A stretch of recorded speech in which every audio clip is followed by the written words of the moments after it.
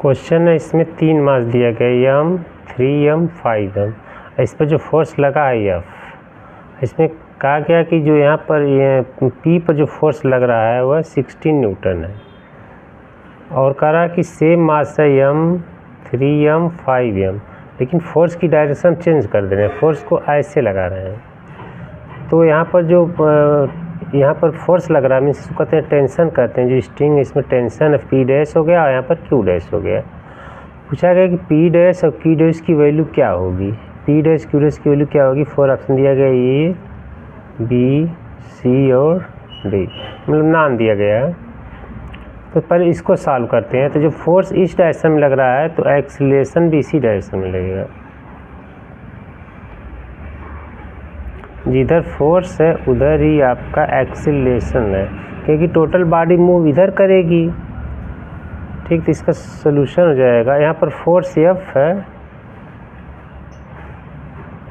F is equal होता है ma। ठीक, यहाँ पर मास कट हुआ है, m है 3m है 5m है, जाएगा m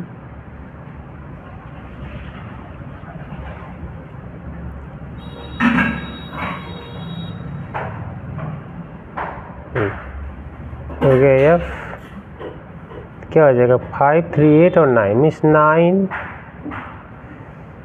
m और a। यहाँ से एक्सीलरेशन a निकालेंगे, ये इज इक्वल हो जाएगा F अपॉन 9m। ये आपका एक्सीलरेशन आ गया। लेकिन यहाँ पर दिया है P पर जो यहाँ पर जो फोर्स लग रहा है 16 न्यूटन का P, और P जो है कितनी बॉडी को खींच रहा है, 3m को भी खींच रहा है 5m को खींच रहा है। और F किसको खींच रहा है, F m को भी खींच रहा है, 3m को भी खींच रहा है और 5m को खींच रहा है। यहाँ P को देखते हैं तो P जो है 3m को खींच रहा है 5m को खींच रहा है। तो फोर्स होता है F इज इक्वल होता है ma। ठीक, और यहाँ पर जो फोर्स P है तो P हो जाएगा m कितने बॉडी को खींच रहा है P, 3m और 5m, दोनों को ऐड कर देंगे।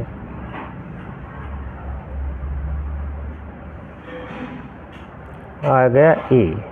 ठीक, अब P की वैल्यू दिया गया है, P की वैल्यू दिया गया 16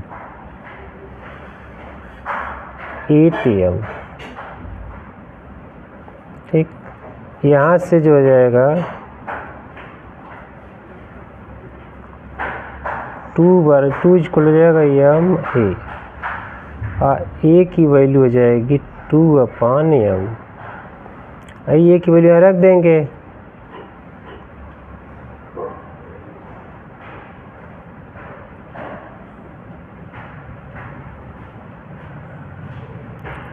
m कैंसिल हो जाएगा, और यहाँ CF की वैल्यू आ जाएगा 18 न्यूटन।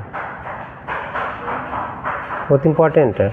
अब देखिए F की वैल्यू आ गई 18 न्यूटन।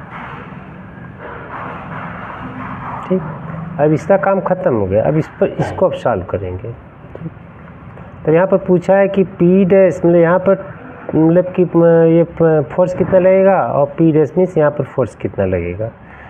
तब यहाँ पर भी सॉल्व करते हैं फिजिकल टू ma से।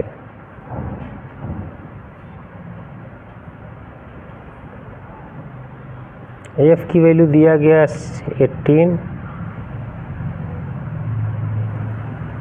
यहाँ, लेकिन m कितना है, जो F किसको खींच रहा है, m को 3m को 5m को सबको ऐड करेंगे तो 5 और 3 8 और प्लस 1 9m, मीन्स टोटल हो जाएगा 9m।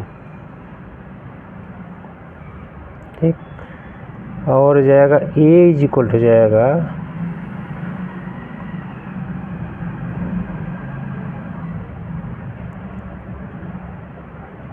A की वैल्यू आ जाएगी 2 अपॉन m। A की वैल्यू आ गई।